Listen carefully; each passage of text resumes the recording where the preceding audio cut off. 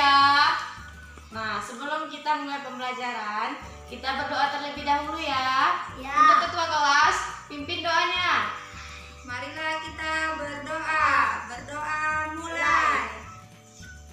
Doa selesai. Alhamdulillah.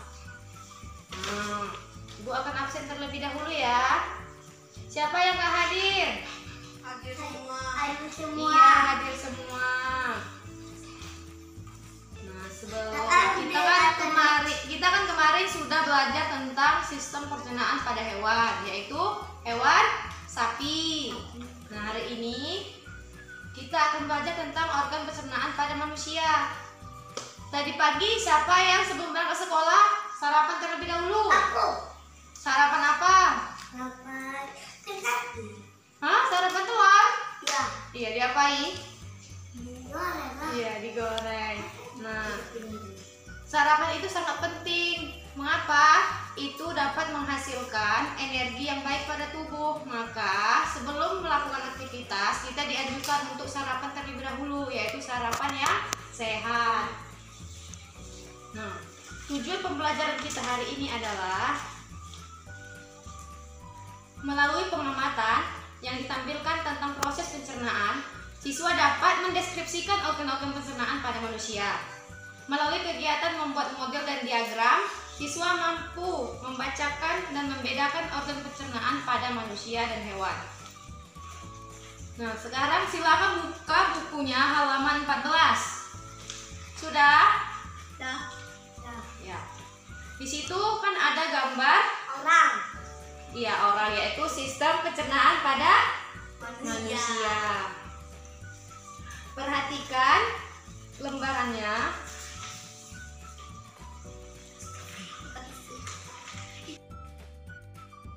Hai teman-teman, kemarin kan kita sudah membahas pencernaan makanan dari mulut ya. Setelah dari mulut, makanan kita menuju kerongkongan. Kerongkongan adalah suatu saluran seperti tabung sepanjang 20 cm yang menghubungkan antara rongga mulut dengan lambung. Di dalam kerongkongan terjadi gerakan peristaltik, yaitu gerakan meremas-remas yang dilakukan oleh dinding kerongkongan untuk membuat makanan terdorong masuk ke dalam lambung. Berarti tujuan selanjutnya ke lambung ya, Pipo? Betul, Bol. Lambung adalah bagian dari organ pencernaan manusia yang paling elastis. Lambung berbentuk seperti kantong dan terletak di dalam rongga perut sebelah kiri atas. Di dalam lambung, makanan mengalami pencernaan secara mekanis dan kimiawi. Pencernaan mekanis dilakukan oleh dinding atau otot lambung yang meremas dan mengaduk makanan. Pencernaan kimiawi dilakukan oleh getah lambung yang dihasilkan oleh kelenjar getah lambung. Getah lambung mengandung enzim pepsin, enzim renin, dan asam klorida. Enzim pepsin berfungsi untuk memecah protein menjadi pepton. Enzim renin berfungsi untuk mengendapkan protein susu menjadi kasein. Asam klorida atau HCl berfungsi untuk mengasamkan makanan dan membunuh kuman yang masuk bersama makanan.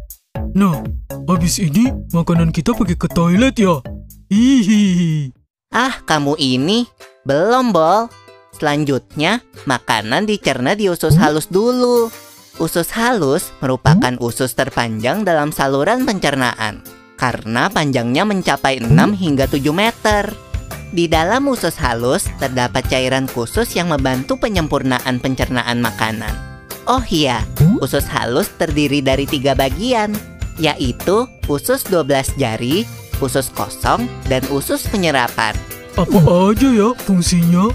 Usus 12 jari atau disebut juga duodenum memiliki panjang kira-kira 25 cm.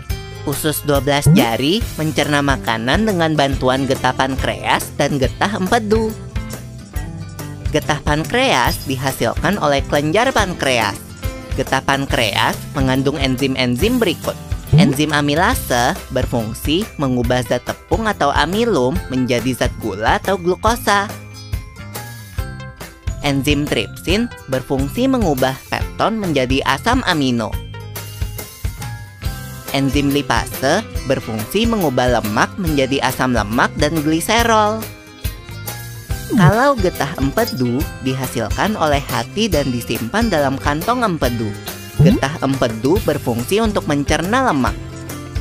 Selanjutnya, usus kosong atau jejunum terletak di antara usus 12 jari dan usus penyerapan. Usus kosong memiliki panjang sekitar 2,5 meter dan berfungsi untuk mencerna makanan dari usus 12 jari. Terakhir adalah usus penyerapan yang merupakan tempat penyerapan sari-sari makanan. Di seluruh permukaan dindingnya terdapat ujung-ujung pembuluh darah yang menyerap sari-sari makanan. Kemudian, sari makanan diedarkan melalui aliran darah ke seluruh bagian tubuh. Jadi makanan yang kita makan kembali lagi ke dalam tubuh kita ya? Iya, Bol. Habis itu, sisa makanan yang dicerna masih berlanjut ke usus besar.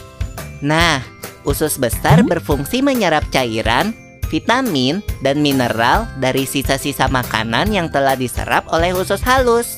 Pada usus besar, terdapat bakteri yang berguna untuk tubuh bernama E. coli yang berfungsi untuk membantu proses pembusukan sisa makanan. Proses pembusukan sisa makanan akan menghasilkan kotoran atau feses yang kemudian dikeluarkan melalui anus. Oh gitu. Nah, gimana dengan mulus? Itu disebabkan oleh apa ya, Pipo? Organ terakhir yang bernama rektum adalah ujung muara dari usus besar yang berfungsi sebagai tempat penyimpanan feses sementara. Ketika rektum terisi penuh dengan feses, maka saraf akan mengirimkan respon kotak yang menimbulkan rasa ingin buang air besar. Anus adalah lubang di bagian bawah pantat yang berfungsi sebagai tempat keluarnya feses dari tubuh. Jadi begitu ya, seluruh proses pencernaan dalam tubuh kita. Iya, Bol. Seenak-enaknya makanan yang aku makan, ujung-ujungnya untuk dibuang lagi. Tapi ingat, kan ada juga sari makanan yang menyebar menjadi energi untuk tubuh kita. Betul juga ya. Oh ya, Pipo, ngomong-ngomong soal pencernaan, kamu pernah sakit perut gak?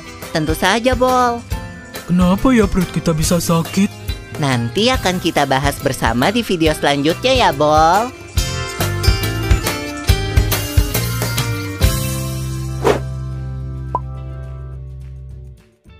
Setelah anak-anak mengamati gambar yang ada di buku dan lembaran yang diberikan, apakah ada yang ingin ditanyakan? Sistem pencernaan itu apa, Bu? Ya, kepada Mita, ulang pertanyaannya. Sistem pencernaan itu apa, Bu? Nah, sistem pencernaan adalah proses yang dilakukan oleh sistem pencernaan untuk mengolah makanan, lalu diserap oleh tubuh dan dijadikan energi. Bagaimana, Mita? Bu. Ya. Selanjutnya ada lagi yang ingin bertanya? Saya, Bu. Gimana terjadinya proses penyerapan sari makanan? Nah, proses terjadinya penyerapan makanan adalah itu terjadi pada usus halus. Nah, itu terjadi di usus. Ya, ada lagi yang ingin bertanya? Ya, baiklah. Selanjutnya, Ibu akan membagi ke kelompok. Yaitu buka halaman berikutnya.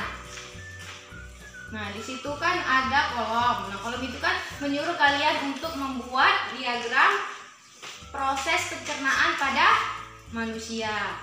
Nah, sekarang kalian kerjakan dan diskusikan proses terjadinya pencernaan makanan pada manusia. Nah, sebelum perwakilan kelompok maju ke depan untuk mempresentasikan hasil diskusinya, mari kita sama-sama menyebutkan sistem pencernaan pada manusia. Ayo. Sistem pencernaan pada manusia yaitu mulut, kerongkongan, lambung, usus halus, usus besar, dan anus. Nah, dari situ siswa setelah memahami sistem pencernaan pada manusia. Selanjutnya, perwakilan kelompok silakan maju ke depan untuk mempresentasikan hasil diskusinya. Nah, untuk perwakilan dari kelompok 1, siapa? Jaji, ya, pada Jaji.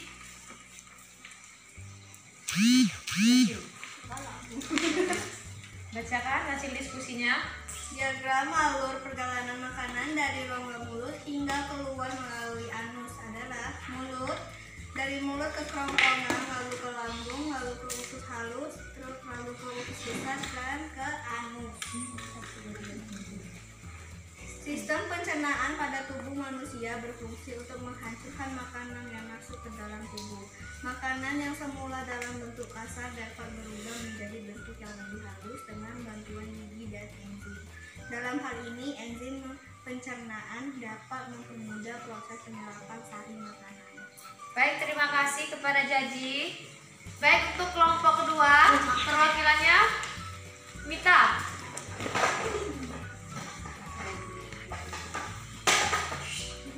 Ya, dari sini dulu. Ya. Diagram alur perjalanan makanan dari rongga mulut hingga keluar melalui anus adalah mulut, kerongkongan, lambung, usus halus, usus besar, dan anus. Selain itu, sistem pencernaan juga berfungsi untuk membuang sisa-sisa makanan yang sudah tidak diperlukan tubuh. Baik, terima kasih. Beri aplaus untuk teman-teman yang telah maju ke depan. Aku. Nah, kita stretching dulu ya. Ayo kita sama-sama melakukan tepuk semangat. Bisa? Semangat. 1, 2, 3. Tepuk semangat. Semangat. Iya, Ara semangat sekali ya. Semangat sekali. Nah, kan kita sudah belajar tentang sistem pencernaan pada manusia. Mulut. Untuk tugasnya, kalian sebutkan fungsi-fungsi dari organ pencernaan. Nah, itu dikerjakan besok di kumpul. Ada lagi yang ingin ditanyakan dari pembelajaran kita hari ini? Sudah paham? Sudah. Ibu mau nanya, sebutkan organ-organ yang ada pada sistem pencernaan manusia. Mulut, kerongkongan, lambung, usus halus, usus besar, dan anus. Ya, terima kasih kepada anak-anak yang telah berpartisipasi dalam proses pembelajaran kita hari ini. Nah, untuk anak-anak yang kurang aktif dalam pembelajaran, Ibu harapkan untuk kedepannya lebih aktif lagi. Dan untuk yang makan di kelas, tolong tidak dilakukan lagi ya di minggu depan. Oke, baiklah. Untuk anak-anak tetaplah belajar di rumah dan mengulang pembelajaran. Nah, baiklah. Sebelum kita menutup pembelajaran hari ini, kita berdoa dulu ya. Pimpin doanya untuk ketua kelas. Marilah kita berdoa. Doa mulai. Selesai. Doa selesai. Alhamdulillah. Apabila ibu ada salah kata, ibu mohon maaf. Kepada Allah ibu mohon ampun. Wabillahi taufiq wal hidayah. Wassalamualaikum warahmatullahi wabarakatuh.